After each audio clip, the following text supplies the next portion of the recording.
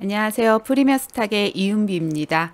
오늘 장 후반에 많이 놀라셨죠? 백광산업과 남선알루미늄 등이 악재가 나오면서 굉장히 많은 하락을 했는데요. 특히 백광산업 같은 경우에는 중간에 만약에 기술적 반등을 생각하고 들어가셨다면 아주 큰 손실을 볼 수 있는 차트였습니다. 일단 백광산업 무슨 일이 있었는지 한번 알아보고요. 이렇게 매매를 할 때는 아무리 좋은 종목도 차트도 좋고 정보도 재료도 좋지만 이런 종목들을 리스크 관리를 한다는 게 얼마나 중요한지를 알고 계시면 좋을 것 같아서 오늘은 영상을 준비했습니다. 일단 백광산업 일봉 차트인데요. 제가 이 오른쪽에 있는 거는 저희 정보방 카톡방이고요. 왼쪽에 있는 건 차트입니다. 일단 이낙연부터 나왔는데 그건 이따 말씀을 드리고요. 여기에 보면 제가 이제 2시 한 40분경에 뉴스를 드렸죠. 여기에서 이제 트랩평 만드는 백광산업 200억 횡령 의혹. 저도 이 종목이 들어와서 오늘 오전부터 좀 관심을 갖고 봤던 종목인데 여기에서 굉장히 조금 안 좋은 악재가 나왔습니다. 대주주의 횡령 혐의. 요즘에 횡령 혐의는 예전 같지 않아요. 그래서 엄청 안 좋거든요. 그러면 보세요.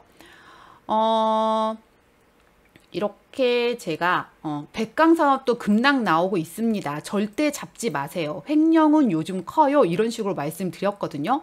기술적 반등 나와도 당분간은 안 해야 합니다. 그래서 이제 회원분이 원래 하방 VI에서 딱 잡아가지고 수익을 내는 매매 방법이 있어서 그 방법으로 매매를 하려고 하셨던 분인데 그 분이 일단 이렇게 좀 대응을 잘 해주셔서 백광산업 1주 차이로 취소할 수 있었습니다. 뭐 이렇게 말 나왔는데 차트를 보면 일단 고가가 27.45%고 저가가 25.91입니다. 그러면 오늘만 50% 넘는 하락을 했고요. 사실 이거를 고점에서부터 한번 이렇게 대략적으로 그려보면 수치상으로 나오는 50%가 더 이렇게 나올 수도 있겠죠.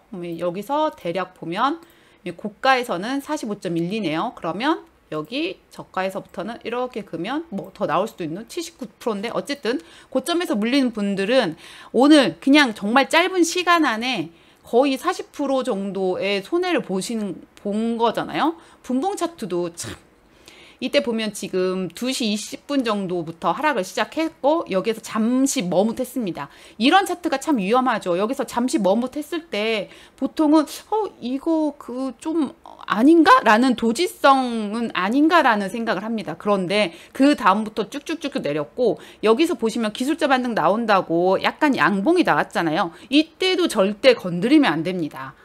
아니나 다를까 이렇게 하락을 했고요. 백광산업 같은 경우는 주가가 더 오르든 오르지 않든 당분간은 안 봐야지 이거를 매매하겠다고 이렇게 잡아 들어가신다면 조금 위험하지 않을까 싶습니다. 그렇지만 차트가 좋은 거는 어쩔 수가 없네요. 그리고 남선알루미늄도 한번 보겠습니다. 남선알루미늄은 이제 뉴스가 쭉쭉쭉 나왔죠.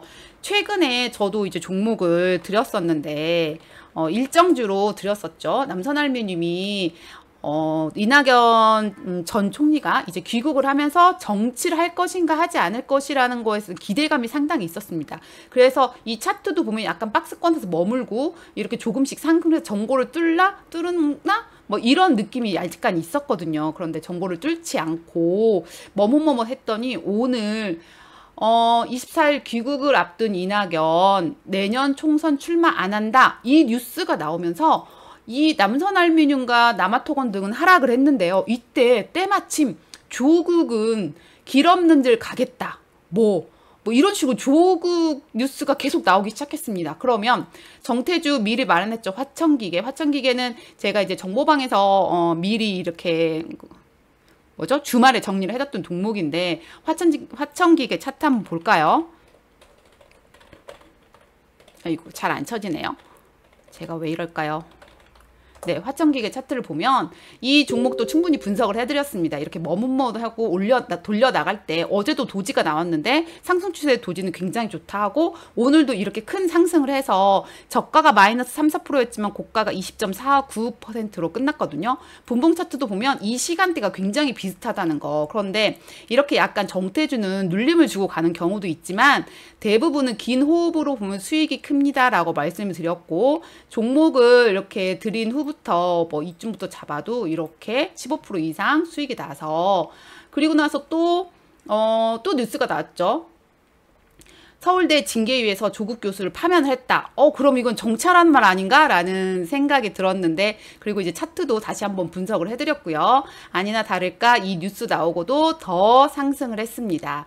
그래서 오늘 상당히 좋은 수익률로 마감을 할 수 있었는데 화천기계도 15% 이상 수익을 내신 분도 계시네요. 뭐 이거는 조금 이제 다르게 느껴지겠지만 어쨌든 제가 오늘 드리고 싶은 말씀은 뭐냐면 백강산업 차트도 좋고 남산알미도 차트도 좋고 재료도 좋았습니다. 하지만 시장에 빠르게 대응을 하지 않으면 우리는 수익을 챙길 수가 없거든요. 그렇기에 늘 정보도 중요하다는 거. 빠른 정보, 빠른 대응이 중요하고 주식에서 가장 중요한 건 리스크 관리라는 걸 기억을 해주시고요. 백강산업이나 뭐 어쨌든 이런 종목들은 대부분 이렇게 조금 아직은 악재가 끝난 게 아니니까 조금 악재가 해소가 되고 차트를 조금 돌려나갔을 때 굳이 매매를 하고 싶다면 그때 매매를 하시길 바라겠고요.